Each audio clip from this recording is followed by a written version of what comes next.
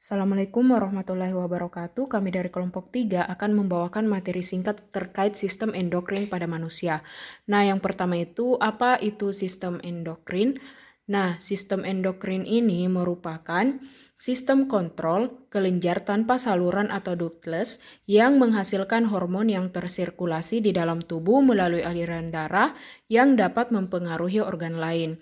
Sistem endokrin sendiri terbagi atas 8 macam, yaitu yang pertama kelenjar pineal, yang kedua kelenjar hipofisis, yang ketiga kelenjar tiroid, yang keempat kelenjar timus, yang kelima kelenjar adrenal, yang keenam kelenjar pankreas, yang ketujuh ovarium, dan yang terakhir adalah testis. Masing-masing ini memiliki fungsi yang berbeda dalam memproduksi hormon pada manusia.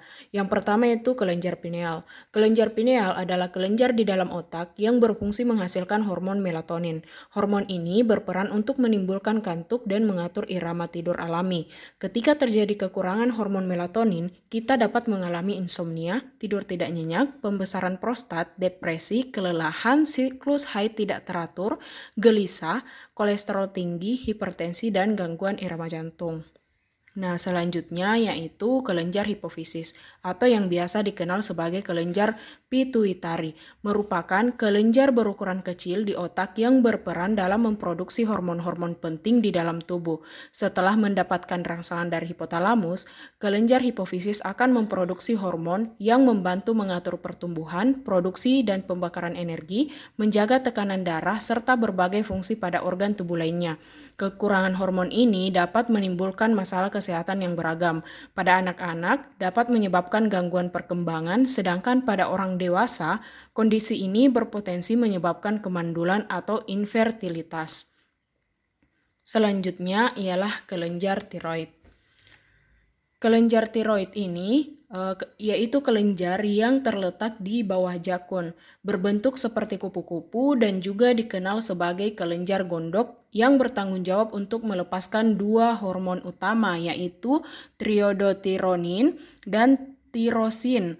Kekurangan hormon dari kelenjar tiroid ini akan menyebabkan gejala seperti mudah lelah dan pusing, sembelit atau susah buang air besar, otot-otot terasa lemah, nyeri dan kaku, lebih sensitif pada cuaca dingin, kulit kering, kasar, mudah mengelupas, dan keriput, dan berbagai masalah lainnya. Kemudian, untuk kelenjar timus, kelenjar ini memproduksi hormon timosin yang bertugas untuk menunjang kerja sel limfosit T dalam melawan infeksi dan sel kanker. Kekurangan hormon ini akan menimbulkan rasa lelah dan sering mengantuk. Berat badan bertambah, wajah membengkak, tidak tahan suhu atau udara dingin, dan juga dapat dengan rentan terkena penyakit infeksi, baik itu yang disebabkan oleh bakteri dan sebagainya. Kemudian ada kelenjar adrenal.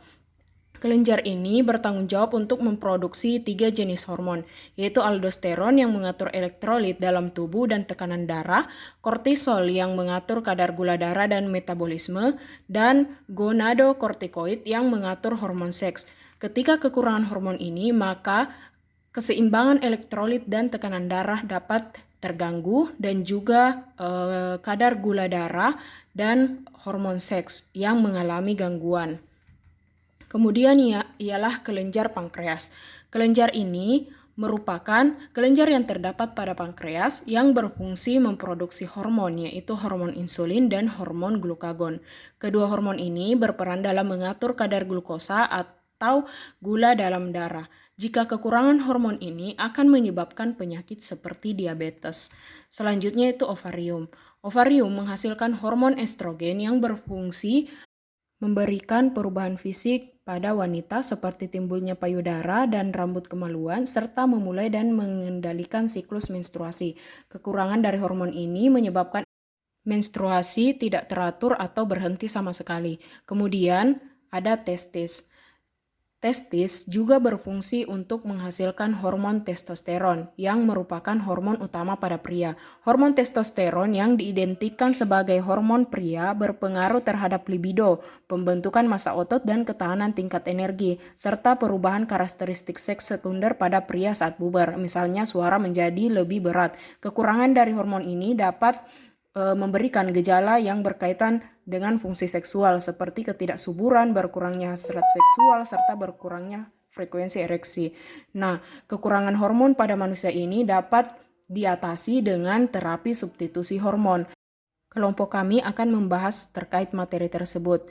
Nah, itulah secara singkat materi dari sistem endokrin. Saya ucapkan terima kasih.